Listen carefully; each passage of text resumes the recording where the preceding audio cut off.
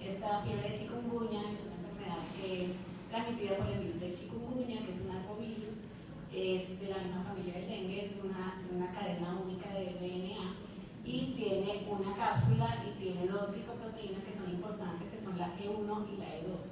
Estas se han descrito a lo largo de la epidemia 3 linajes, como nos contaba ella también.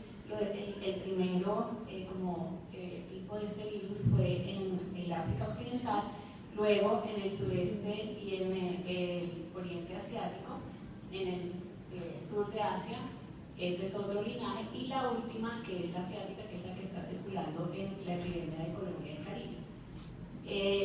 Es un punto importante es que antes se describía esta lesión como una enfermedad autolimitada de comportamiento muy benigno, que no tenía mayores complicaciones, pero a partir de la epidemia del Océano Índico, con esta variedad del EXA, el virus EXA, parece que hizo una mutación específicamente en una de estas glicoproteínas que le dio una mayor capacidad de replicación al virus, y ahí se empezaron a describir todas estas manifestaciones atípicas de la enfermedad, entre otras las manifestaciones en piel, que vamos a revisar si podemos abrir la presentación.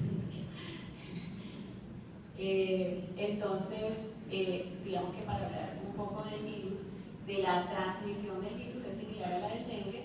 Se transmite entonces en la fase inicial de la enfermedad, en la fase aguda, o sea, en la primera semana, donde el paciente presenta todas las manifestaciones clínicas de fiebre, mialgias, artralgias y rash. En ese momento, el vector, que es el Aedes aegypti, el más importante en Colombia, en esta epidemia del Océano Índico, por primera vez el virus se adaptó también a otro vector, que es el Albopictus, que tiene una mayor distribución rural en algunos países, y por eso la epidemia fue muy grande y fue muy importante. Entonces, se transmite cuando el vector pica a esta persona infectada y la transmite a otra persona que no tiene la enfermedad y que no la ha tenido antes, porque la enfermedad genera una inmunidad definitiva. En esta epidemia del Océano Índico se describió también los primeros casos de transmisión intraparto. No hay, parece que, ninguna transmisión materno-fetal. Hay algunos casos de crisis, pero en general se dice que no hay transmisión materno-fetal. Entonces, otra vez, es la de afuera. ¿Sí? Bueno. Entonces, aquí ya esto lo vimos. El ciclo del virus, del vector, perdón, entonces es la larva, la hembra deposita los huevitos en sitios donde hay una pared, usualmente cerca a un borde de agua. Ahí tiene un ciclo acuático, cuando llega el agua entra los huevitos, entonces se convierten en larvas, luego en pupas y finalmente en adultos.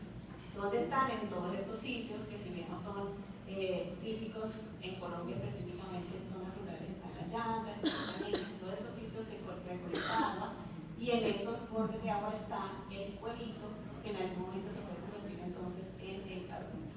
Entonces, el único manejo que hay es evitar que esté el vector, y la única forma es eliminar todos esos reservorios. ¿Cómo es la historia natural? Entonces, lo que sabemos es que el insecto pica, tiene la infección y va a infectar los fibroblastos en la piel. De ahí se va a producir una diseminación hematógena a el hígado, a los músculos, a las articulaciones, el linfoide, de algunas células del cerebro. El periodo de incubación varía de 2 a 12 días. Hay infección asintomática hasta en un 15% de los pacientes, pero en general la tasa de ataque es bastante alta. Lo típico es un inicio abrupto de los síntomas, o sea, esto no hace prodromo. El paciente está perfecto y súbitamente se siente que se está muriendo, con fiebre altísima, más de 38-39 grados, rash y poliartralgia. La poliartralgia se da casi en todos los pacientes, sobre todo los adultos. En los niños es raro ver esos componentes. Tienden a ser bilaterales y médicas en articulaciones periféricas, pero también puede tomar articulaciones grandes. Puede acompañarse o no de artritis, puede acompañarse de mialgia y de otros síntomas como cefalea, trastornos gastrointestinales y linfadenopatía. A nivel musculoesquelético y articular, no solamente estos de mialgias y artralgias, sino también podemos tener otra cantidad de manifestaciones, sintomatología del calcio, sinomitis, etc. En esa fase aguda, el paciente presenta una limitación funcional muy importante que le incapacita para desarrollar sus actividades cotidianas y de autocuidado hasta el 60% de los casos. Antes, lo que les contaba, se describía ese curso de líquido autorresolutivo, y a partir de esa epidemia, entonces se describían las formas crónicas, la variante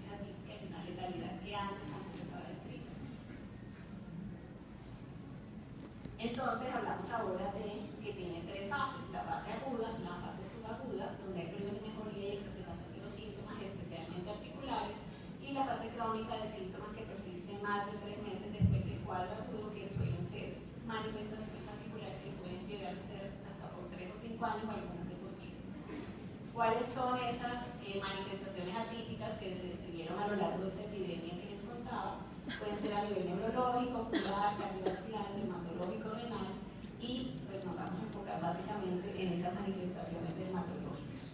En el embarazo, lo que les contaba, se considera que no es teratogénico, es incisivo, el trofoblasto resiste a la infección.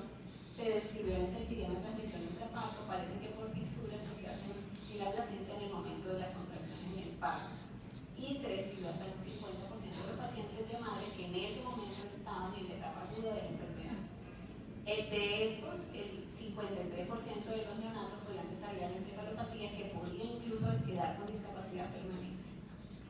Los niños en general con chikungunya tienen mayor riesgo de estas enfermedades atípicas o severas, tienen una alta prevalencia de enfermedad en la piel, enfermedades neurológicas y enfermedades digestivas. En estos casos que analizamos, muchos de ellos se presentaban con vómitos o diarrea. ¿Qué pasa entonces en la piel? Se describe que el comportamiento que vamos a hacer es alrededor del 50%, pero puede llegar a ser mayor. El rash en general en la literatura habla de 40-50%, pero puede llegar a ser el 90% de los casos. Es un rash macular o maculopapular de distribución centrífuga, inicia en tronco y se disemina luego en extremidades, puede estar en palmas, plantas, raros casos en cara. Empieza 2 a 5 días después del inicio de la fiebre, tiende a ser transitorio, asintomático, aunque hay prurito en el 25% de los casos. Hiperpigmentación es otra de las manifestaciones importantes, que puede ser centrofacial, tipo férides, puede ser difusa, en cara, extremidades, orejas, puede ser flagelada, puede haber pigmentación de lesiones previas de acné o úlceras perianales y penoscrotales, que son las que les voy a mostrar más tarde. Se describe también el edema nasal, lesiones vesicoampollosas flácidas en lactantes, atrocianosis, lesiones vasculíticas, lesiones a tipo eritema nodoso, eritema multiforme, cambios unguiales y descamaciones en plantas.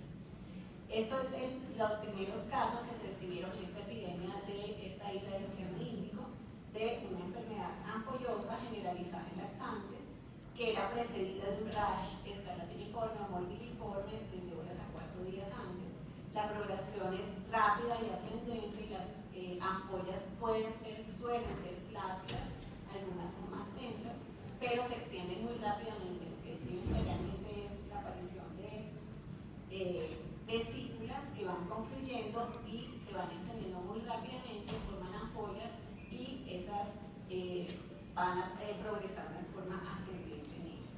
De esos pacientes que describen, 46% fueron admitidos en días de cuidados intensivos, hacían falla renal y, como algo interesante, ellos tomaron una PCR, reacción cadena polimerasa específica para chikungunya, del suero de la ampolla, y encontraban que tenía una carga viral altísima, mucho más alta que lo que se encontraba en el suero de los pacientes.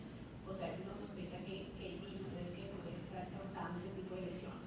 Ninguno de esos pacientes murió, las ampollas más adelante no reaparecieron y pueden quedar trastornos pigmentarios residuales. Aquí vemos entonces las lesiones vesiculares, ampollosas, algunas tensas, otras flácidas, y llama la atención ahí la presencia de una úlcera, que es lo que les voy a mostrar también en otras fotos más adelante. Otros casos descritos con un rash morbiliforme previo a las lesiones purpúricas, nuevamente las lesiones vesicoampollosas que pueden aparecer de nuevo o sobre esas lesiones purpúricas.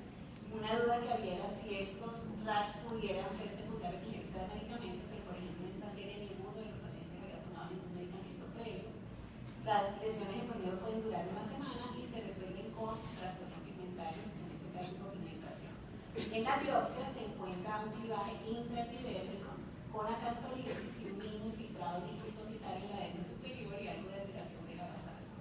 En adultos vemos entonces el rash purpúrico. Este es no encontré otro caso descrito con rash purpúrico y enfermedad ampollosa sobre las lesiones purpúricas.